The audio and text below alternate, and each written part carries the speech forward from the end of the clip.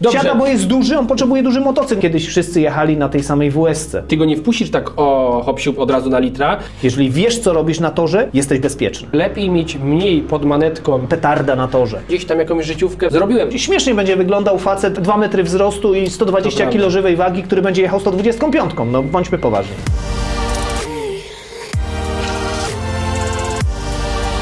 Jestem Kajetan, ty oglądasz Motobandę, a dzisiaj jak zawsze ze mną Jacek Molik. Dzień dobry. Witam serdecznie. Jacku, dzisiaj kolejne zagadnienie. Jakim motocyklem wjechać na tor i jakie typy mamy sportowych motocykli? Kajetan, króciutko, zwięźlej na temat. Można jeździć każdym po torze. To nie jest problem, ponieważ tor jest po to, żebyśmy doświadczali tam umiejętności prowadzenia własnego motocykla, a nieważne jakim motocyklem jeździmy. Ale oczywiście, jeżeli chcesz pobijać rekordy, jeżeli chcesz rozwijać się, jeździć szybkościowo, no to wiadomo, że lepiej kupić sprzęt, który jest dedykowany. Też musisz rozróżnić, jakie są twoje umiejętności. Czy chcesz jeździć motocyklem o małych pojemnościach i chcesz wykorzystywać prędkość, nauczyć się szanować tą szybkość, nie przehamowywać zakrętu, czy raczej jesteś zwolennikiem wielkiej mocy, bo jesteś dużym chłopem, przepraszam, no bo bardzo często to duzi panowie jeżdżą na motocyklach klasy litr, ale oczywiście nie generalizujmy, są też i drobne osoby, które jeżdżą litrami, ale ci wielcy faceci wsiadają na bardzo mocne motocykle, tak, a od tam razu. jest, tak, a tam znaczy nie do samego końca od razu, ale chodzą po prostu o to, że tam jest im wygodnie. Dobrze. Siada, bo jest duży, on potrzebuje duży motocykl. No śmiesznie będzie wyglądał facet 2 metry wzrostu i 120 kg żywej wagi, który będzie jechał 125. No bądźmy poważni. Jacku, czy dobrym rozwiązaniem tak ogólnie, jeśli chodzi o rozwój taki czasowy, sportowy na torze, mówię o dużym torze, jest to, aby faktycznie przechodzić litrażowo do coraz większych sprzętów, chociażby tak jak twój syn Mateusz zaczął się ścigać na małych pojemnościach, teraz przed na 600 i ty go nie wpuścisz tak o hop-siup od razu na litra, żeby załapał to tempo, szybkość na 600. Już jechał w zeszłym roku. No dobra, ale to nie jest tak, że on jeździ na przykład cały sezon, tak? Nie.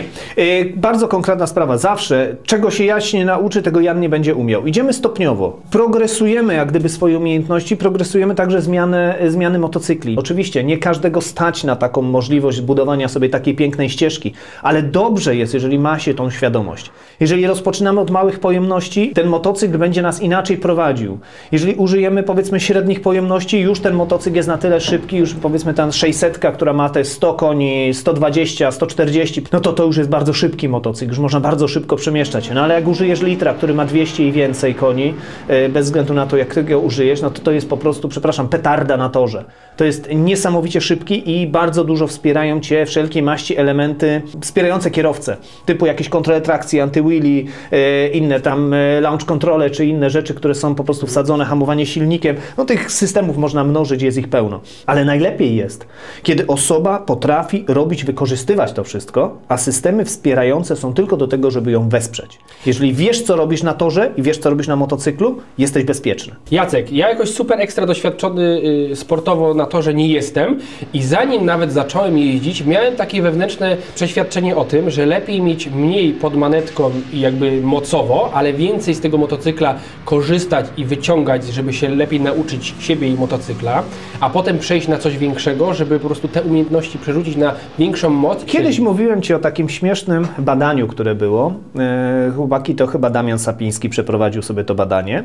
Jeden z naszych najlepszych mechaników w Polsce i najbardziej doświadczonych, że tak to określę, szefów mechaników. Zrobił coś takiego, kiedy zawodnikowi brakuje mocy. Zawodnikowi brakuje mocy, zawodnikowi, osobie jeżdżącej motocyklem wtedy, kiedy jedzie na otwartej manetce do samego końca. Wtedy brakuje, tak? Jeżeli jeździsz na przykład motocyklem klasy litr na torze, to jak myślisz, ile czasu jedziesz? Bardzo mało, bardzo mało. Właśnie o to chodzi. A ile jedziesz, jak jedziesz 600?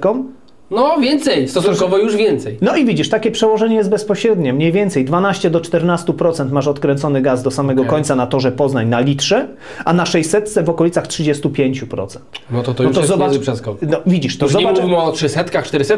Nie, to i właśnie o tym rozmawiamy. Czyli zobacz, kiedy brakuje ci mocy, kiedy nad nią panujesz, a kiedy nie panujesz. Dlatego dobieraj motocykl odpowiednio do tego, co lubisz.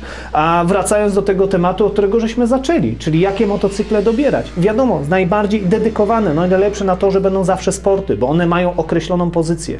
Ale to wcale nie oznacza, że nakedem nie będziesz się także świetnie bawił. Tutaj a propos sporta i doboru motocykla dla siebie, chociażby znowu szybko wracając powiedzmy do mnie, ja więcej czasu spędziłem na torach, na dziwnych motocyklach typu Scrambler, jakiś Turysta 1300 GS albo jakieś inne dziwne wynalazki, a procentowo na sportach to, o Jezus Maria, prawie tego nie było względem innych sprzętów i nie ukrywam, że ja szybszy byłem na tych dziwnych wynalazkach niż na sportach. Zanim się przyzwyczaiłem chociażby do sporta, to chwila czasu minęła i właściwie dopiero po tym, jak się przyzwyczaiłem do tego motocykla, no to gdzieś tam jakąś życiówkę względem turystów zrobiłem, ale nadal nie czułem się jakoś super pewnie na tym motocyklu. No i znowu wracamy. Tego, czego się nauczysz, będziesz przenosił dalej. Jeżeli chcesz uzyskiwać jakieś efekty sportowe, to użyj sprzętu sportowego. Jeżeli chcesz poprawiać swoje umiejętności, poprawiaj tym sprzętem, którym jeździsz.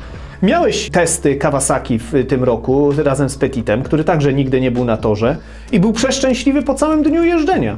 Tak, on chwycił, złapał, tak jest, złapał ten rytm, zrozumiał, do czego służy motocykl sportowy, który jest zaprojektowany do tego, żeby jeździć sportowo. Tak więc wszystko coś do czegoś. Teraz jest tak duża specjalizacja w budowaniu motocykli, że to już nie jest tak, że kiedyś wszyscy jechali na tej samej WS-ce i bez względu na to, czy WS-ka była wykorzystywana do motocrossu, czy do trialu, czy do wyścigów płaskich. No przepraszam, no to tak to było, to były inne czasy. Teraz jest walka zbrojeń, prawda? Zgadza się. I teraz pytanie tak też konkretnie pod sporty, bo można kupić sporta z pudełka torowego i można budować motocykl torowy. Tak. Co jest lepsze? Bo nie ukrywam, że też mieliśmy sytuację taką, że na EICMie widzieliśmy jakiś, powiedzmy, sportowy motocykl torowy z pudełka i też byłeś w stanie mi bardzo szybko powiedzieć: Kajetan, to jest torówka teoretycznie, ale tu jeszcze parę rzeczy trzeba by byłoby poprawić, żeby faktycznie to była torówa. Jak tu byś podszedł do tego tematu? Jeżeli chcesz rozpocząć zabawę ze ściganiem się amatorskim, czujesz tą jazdę torową, to wykorzystuj na sam początek, wykorzystuj normalny motocykl drogowy. Okay. Ale pierwsza rzecz, dowiedz się, jak go dobrze ustawić. Mój motocykl, który znasz znakomicie, Suzuki GSX-R 750 z roku 2006, jest motocyklem stricte seryjnym. Ma zmienione tylko owiewki. No bo po tych owiewkach wygląda, jakby to był kosmita, nie? Jakby to był kosmita. Pomarańczowy, nie? Tak, biało-czerwony, nie pomarańczowy. Biało-czerwony, pomyliłeś motocykl. Tak? Okej, dobra. Dobra, pierwsza rzecz, dobrze ustawić zawieszenie w seryjnym motocyklu. Owiewki na sportowe, dlaczego? Gdybym się wywrócił, z jakiejkolwiek przyczyny, to taniej jest odbudować motocykl na owiewkach sportowych. Zestaw kosztuje 2–2,5 tysiąca złotych, a nie tak jak drogowych 20 albo ileś więcej. Bo wtedy już są lampy, jakby cuda tak jest. czarna. Druga rzecz, przełożenia. Nie mogę szukać prędkości maksymalnej, bo nie jeżdżę po ulicach gdzieś, gdzie będę jeździł sobie z jakąś tam maksymalną rzędu 300 na godzinę, tylko na to, że rozpędzam się do 250. Czyli zmniejszam przełożenie, żeby było krótsze, ale szybciej wyjeżdżało z zakrętów. Zmieniam opony. Bo oczywiście można jeździć na oponach drogowych turystycznych, ale one nie zapewnią Ci takiego jak drogowe sportowe. Bo jest takie, to jest sportowe opony. I później wchodzimy na opony wyścigowe. Sliki i tu na przykład. I to już jest zupełnie inna zabawa, wtedy musisz mieć koce grzewcze i tak dalej, żeby one miały swoją temperaturę. Tu mi wspomniałeś ostatnio, bo pierwszy sezon przede mną, cały na 600 na sporcie. I spytałem się Ciebie, jakie opony powinny mieć na ten sezon, pierwszy na sportowym sprzęcie, i powiedziałeś mi: Kajetan, na pewno nie sliki? I mówię: kurde, jakby dlaczego? No przecież sliki to najlepsza przyczepność i tak dalej. I sugerowałeś, żebym miał sportowe drogowe, żebym najpierw sezon przejeździł na takich oponach, a dopiero potem pomyślimy, że w ogóle są te sliki potrzebne. Tak jest, bo nie będziesz jeździł motocyklem, który jest przygotowany stricte do sportu. Jeśli nie jedziesz motocyklem stricte do sportu, to nie jesteś w stanie go wyciągnąć parametrów opon, że tak to określę, choćby ze względu na niedociągłości zawieszenia. No bo też kwestia tego, te opony też muszą być lepiej dogrzane i trzeba nimi jechać jeszcze mocniej, agresywniej, żeby one się jeszcze dogrzewały. To jest to, co kiedyś wspomniałeś, że Mateusz wyskoczył na tor, miał odpowiednio dogrzane opony, ale coś było z docierał silnik przez 4 okrążenia, a później nie był w stanie wrócić na temperaturę, żeby uzyskać maksymalny czas okrążenia. To są te niuanse, dlatego nie wchodzimy w takie tematy. Wracając szybciutko do naszego przygotowania motocykla, co potrzebujesz. Zapewnij sobie ilość treningów, żeby było Cię stać na to, żebyś potrenował. W momencie, jak będziesz trenować i dojdziesz do pewnego pułapu, że już się nie zmienia, choćbyś nie wiem co robił, zatrzymujesz się i nie jesteś w stanie się przyspieszyć, W międzyczasie oczywiście możesz używać pomocy trenerów, nietrenerów, instruktorów, którzy ci pomogą, ale później zaczynasz dopiero modyfikować motocykl. Ale o tym to możemy rozmawiać bardzo, bardzo długo. Mówię, pierwsza rzecz, dobrze ustawić zawieszenie w seryjnym motocyklu, zmienić ewentualnie opony na sportowe, zmienić przełożenie. Później możemy zacząć się bawić z hamulcami, możemy bawić się z owiewkami, a dopiero w następnym etapie modyfikujemy silnik, żeby zyskać jeszcze troszeczkę mocy. Że wyjmujemy katalizator, odtykamy go, wsadzamy układ wydechowy sportowy, ale wydechowy układ sportowy równa się zmianie oprogramowania. Zmiana oprogramowania równa się także z dolotem. Czasami wystarczy tylko sam filtr, czasami cały tunel. Kajetan, tego możemy rozmawiać godzinami, ale to nie w tym momencie. A jakie najczęstsze sprzęty widzisz u siebie w padoku, na speed dayu? Ja najbardziej lubię i najbardziej się cieszę, jak przyjeżdżają do nas uczestnicy na motocyklach klasy 600. Okej. Ponieważ motocykl klasy 300, czyli te wszystkie 400, one są świetne, ale tu już trzeba naprawdę dobrze umieć jechać, żeby poradzić sobie na dużym torze sportowym. Oczywiście to nie jest tak, że nie mają po co przyjeżdżać, bo to jest świetne miejsce. Ale 400 już jedziesz bardzo, bardzo długo, wysokimi obrotami, ciągniesz bardzo dużo szybkością. I musisz 600 dużo toru wykorzystywać, żeby te prędkości żebyś był szybki. Nieraz małe pojemności mnie wyprzedzały i to Zgadza się. wydawało mi się, że ja szybko jadę na GS-ie i tam go piłuję, a tu mały sprzęcik po zewnętrznej albo po wewnętrznej, zależy jak ja jechałem, jakim torem, nagle i to nawet panie z kitkami tam śmigały, także Ale oczywiście, że tak. Oczywiście dziewczyny jeżdżą bardzo, bardzo szybko, tym bardziej, że bardzo często dziewczyny są lekkie. I to też jest wielka zaleta małych pojemności. Ale to nie ma znaczenia większego. Chodzi o to, że po prostu 600 jest najbardziej uniwersalnym motocyklem, który możesz iść w kierunku i w górę, i w dół. Jest najłatwiej wykorzystać prędkość, odjazd z zakrętu, wykorzystanie powiedzmy w jakimś stopniu masy motocykla, w skręcaniu i inne tego typu rzeczy. Litr jest już tą maszyną ekstremalną.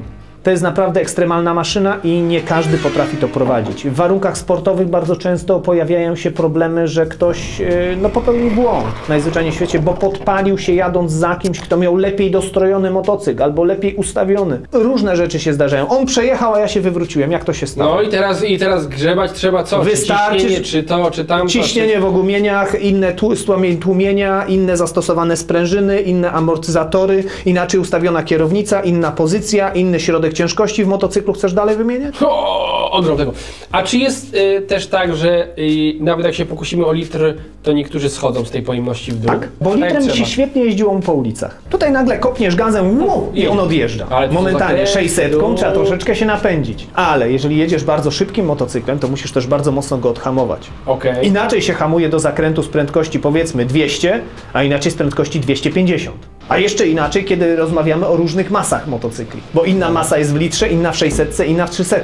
Ile razy zdarzało się, że jedziesz powiedzmy litrem, ty już hamujesz, a tu nagle 300 przelatuje koło ciebie, jeszcze ciągnie i dopiero z hamulec składa się w zakręt. Jak to jest możliwe? No waga. Właśnie tak, to jest ta właśnie masa. Tych różnych rzeczy jest bardzo, bardzo dużo i mówię, wszystko trzeba dobrać. Dobrze jest przyjechać na tor tym, co mamy, porozmawiać z instruktorem, popatrzeć, dowiedzieć się, a on podpowie, w jakim kierunku iść. Czy mając 1,70 m powiedzmy tak jak ja i masę rzędu 65-70 kg, czy najlepiej zostać na 600, czy pójść w małą pojemność, czy wyskoczyć na litra. Ja wiem, że moim miejscem najlepszym jest 600. Okay. I ja się zawsze tam najlepiej czuję. Potrafię jeździć i 300 i potrafię jeździć litrem. To nie jest problem. Ale najlepiej czuję się na 600. No to tym akcentem będziemy kończyć dzisiejszy odcinek. Tak, na początku wspomnieliśmy, moglibyśmy gadać i wyczerpać temat po kilku godzinach, ale musimy to jakoś skonsumować w miarę szybko. Jeżeli macie jakieś pytania, jak dobierać sprzęty, to piszcie śmiało w komentarzach. Być może uda nam się zrobić kolejny odcinek za x czasu, kiedy będziemy sobie mogli omawiać te komentarze i podpowiadać ludziom, co mają wybrać. W komentarzach możemy odpowiedzieć przecież też. Bo też będzie się na pewno tego pojawiać trochę. Widzimy się w kolejnym odcinku, w którym omówimy sobie bezpieczeństwo, takie ogólne, i jeśli chodzi o to, co się dzieje na torze, w padoku i o ciuchy, więc zapraszamy do kolejnego odcinka. Trzymajcie się cieplutko, bo jednak nadal jest zima, a my siedzimy w studio. Trzymajcie się, pa!